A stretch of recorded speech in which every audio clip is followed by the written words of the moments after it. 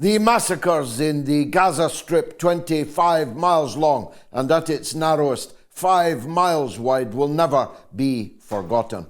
As I said, the Palestinians are in shallow graves, but Zionism and the State of Israel has dug a deep grave for its own reputation and an even deeper one for the presidency of Joe Biden.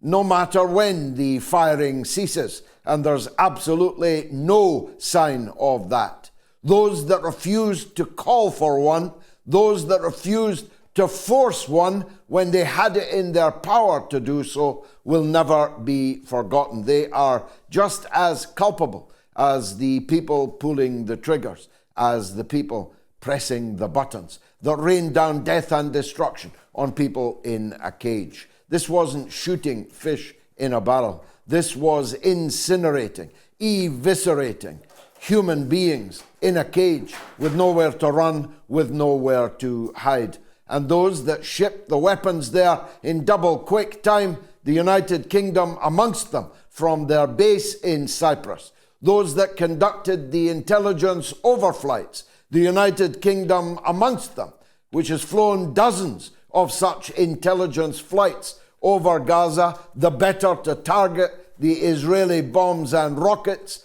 are just as guilty as the pilots that sent the bombs and the rockets raining down overwhelmingly on women and children. More than 70% of the more than 100,000 casualties in this 3 months of hell, this quarter from hell, were women and children. And more than half of the dead in these 3 months have been children. I think it's safe to say that never, certainly in modern times, by which I mean since the Dark Ages, has any war anywhere taken a toll of so many children. More children are being murdered every day in the Gaza Strip, even than were murdered at Treblinka, at Auschwitz, at Belsen, and the other horror death camps of the Nazi Holocaust, which took the lives of tens of millions of people, 6 million of them Jewish people, whose extermination was the goal of the Nazi brutes and their facilitators and their allies. That Holocaust was brought to an end by the Red Army of the then Soviet Union, the successor state of which is Russia. And that's why Russia was not invited to the anniversaries of the liberations of those camps. The Germans, whose camps they were invited as honored guests. The Ukrainians, who guarded those camps for the Nazi beasts, were honored guests also. The Poles, who actually built the camps for the Nazis, were honored guests and hosts of these liberation ceremonies. The people who ended it all were not welcome on that voyage. Just think about that. We'll talk later to Afshin Ratansi about the state of affairs in Ukraine, in Russia, in the great proxy war still raging there between NATO and the Russian Federation. But back to Gaza, back to Palestine for a moment. There is all kind of talk of ceasefire. People who told us that a ceasefire would be entirely wrong 10, 20, 30,000 casualties ago are now saying they want a ceasefire. They'll have to explain, if and when there ever is a ceasefire, why exactly at what point they decided a ceasefire was no longer a capitulation to Hamas and now was the right thing to call for. But it will not, of course, end this suppurating sore. That's why I find some reluctance inside me, in my own conscience, to be enthusiastic about the slogan, ceasefire now. Of course, I want a ceasefire now, because all these children and their mothers and their fathers, their grandmothers, their grandfathers, their brothers, their sisters, their sons and their daughters, I feel are a part of me as a human being who has spent many, many, many days in the very Gaza Strip, now eviscerated, now obliterated. But a ceasefire is not enough. There has to be an end to the war. There has to be an end to the occupation. There has to be a settlement for the national rights of the Palestinian people, or all of this will go on happening again. I've been reviewing, for electoral purposes, some of the speeches I gave in 2006 in the Israeli invasion of Lebanon. In 2008, in Cast led the first wholesale genocidal effort by Israel in Gaza. Speeches in 2012, 2014, 2018, over and over and over again, these genocidal, frenzied, unhinged attempts to exterminate the Palestinian people, or at least their presence in Palestine, anywhere, are as regular as clockwork. And I know because I used to be the one to whom it fell to lead the relief efforts, organizing convoys of aid going through hostile countries, fighting our way into the Gaza Strip, fighting against Arab dictatorship, most of the time in the case of Hosni Mubarak's Egypt, but not he alone. The truth is, a ceasefire which breaks down in a week, a ceasefire which leads to nothing, a ceasefire which continues the state of siege with the electricity, the water, the means of life entirely controlled by the Israeli occupation army, is no solution to this problem at all. And I guarantee, moreover, that there will be more resistance. I was asked by a journalist today if I condemned the Palestinian resistance. I said, if I were alive and you were asking me this question in the 1940s, if I condemned the resistance of the Maquis, the French resistance against the illegal, violent, foreign military occupation of their country, you wouldn't dare ask me that question. You want me to condemn the partisans in Yugoslavia, in Italy? You want me to condemn the resistance fighters in Greece? What would we do if there was a foreign, military, violent, illegal occupation of our own country? We would fight it. Well, some would be out selling financial services to the occupier, no doubt.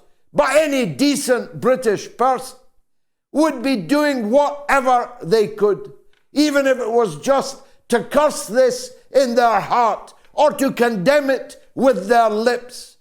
But those who could would be raising their hand, their fist, their weapon, whatever weapon they could get, to expel the foreign invader from their land. That's all that the Palestinian people are doing, and moreover, they are acting entirely lawfully in doing so. International law guarantees to them the right to resist foreign occupation of their land, their homes, and in defense of their families. It doesn't grant the illegal occupier any rights at all. In fact, it places obligations on the foreign occupier, obligations which have been entirely, in toto, from A to Z, breached and made mockery of by the State of Israel, which continues to sit in the United Nations, which continues to have the warmest, most convivial relationship with virtually every single government in the West, continues to participate in cultural events, if I can put it that way, like the Eurovision Song Contest, sporting events like UEFA and FIFA, European Championships, World Championships of every kind. Incidentally, while Russia is banned completely from all of them. So the big grave, deep grave, of their own reputation, such as it was. Amongst thinking people, there was no reputation to lose. But a large swathe of people who had deliberately averted their eyes from the horrors of apartheid Israel have now been forced to concentrate upon them. And it will never be glad, confident morning again. Not for Israel, and neither for their enablers and facilitators, the famous friends of Israel, which infest every political party in every Western country. It will never be glad, confident morning for them either. People will dog their steps.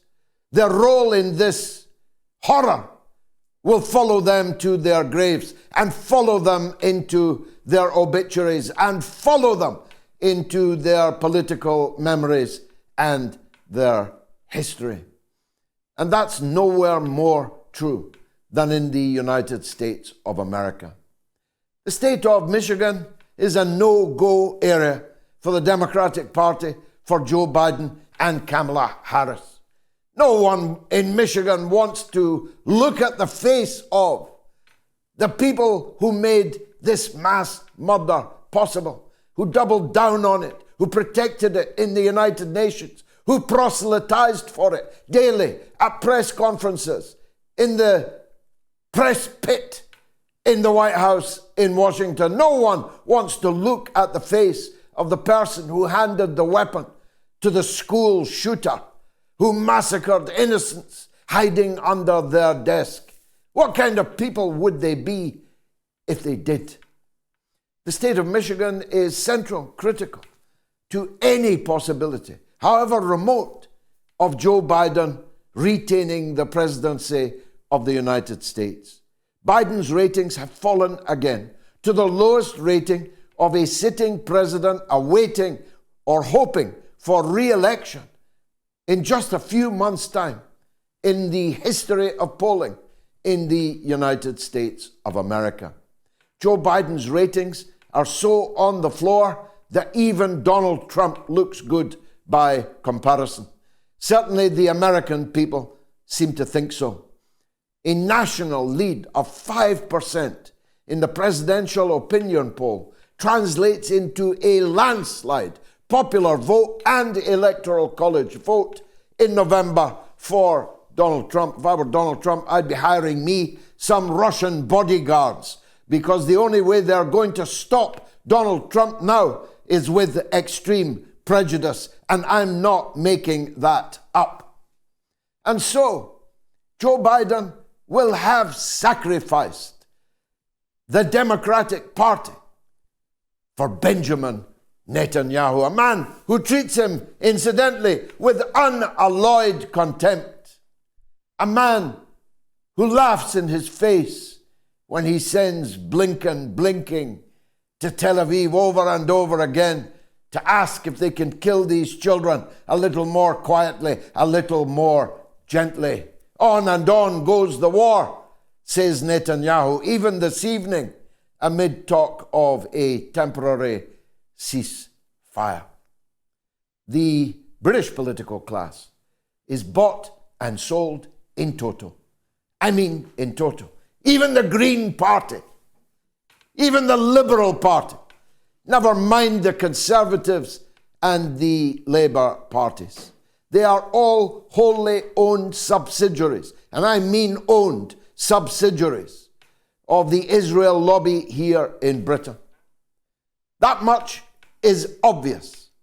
How else can you explain, other than the existence of compromat, and how could I possibly know about that, other than the existence of videotapes of Peter Mandelson in bed with Wes Streeting, with Tony Blair taking the snaps, could possibly explain the unremitting, unrelenting, unashamed support by the opposition Labour Party, whose job is to oppose government policy, to expose it to scrutiny, to forensically examine it, have written a blank cheque to Rishi Sunak, which he's cashed in his blind support for every Israeli crime.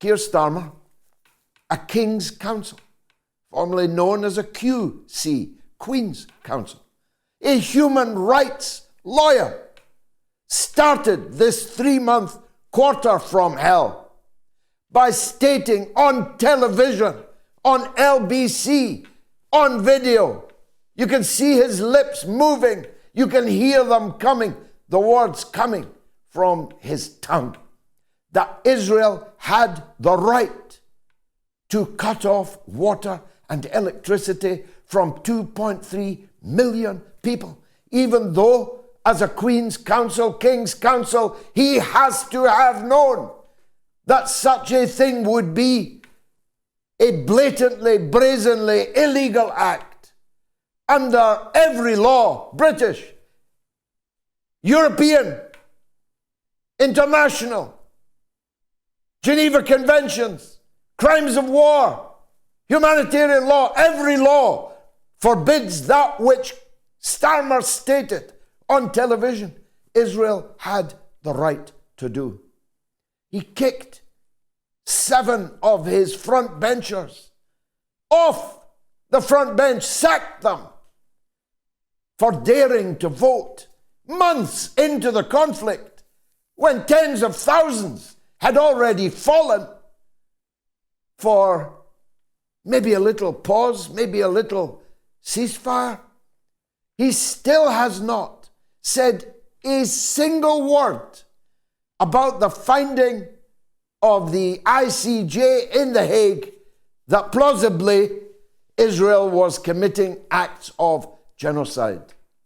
The deputy leader of the Labour Party, Angela Rayner, but I call her Ratner, she sure has trashed her own brand. Angela Ratner says on television that she does not know if Israel has committed acts of genocide. Well, if she does not know, she's too stupid to be the Deputy Prime Minister of Britain. And if she does know and is pretending not to know, she's too wicked to be the Deputy Prime Minister of Britain. Lastly, according to the Mail on Sunday, Britain's biggest selling newspaper, the whole of British politics now turns on me. A good friend of mine, a professorial friend of mine, John Bevan, said in 2003 that for a brief moment, Britain was polarised between Tony Blair and me. And now, according to the Mail on Sunday, I'm right back there again. Rishi Sunak is waiting to see if I can defeat Keir Starmer in the Rochdale by-election on the 29th of this month, and it may prompt a snap British general election. I didn't want my friends to show that, but mainly because of the grotesquely insulting caricature within. Now, I don't believe that Rishi Sunak will call a general election. Turkeys don't vote for an early Christmas. But I do say this: if I defeat Keir Starmer's Labour in Rochdale, it will plunge the Labour Party into the deepest possible crisis, as scores of Labour MPs, who might themselves then face defeat in whenever the general election comes, will be battering down Starmer's door and demanding a change of direction on the issue of Israel-Palestine. That much I'm certain of. Fasten your seatbelts. We've got some great guests, starting with the one and only Low Key right after this.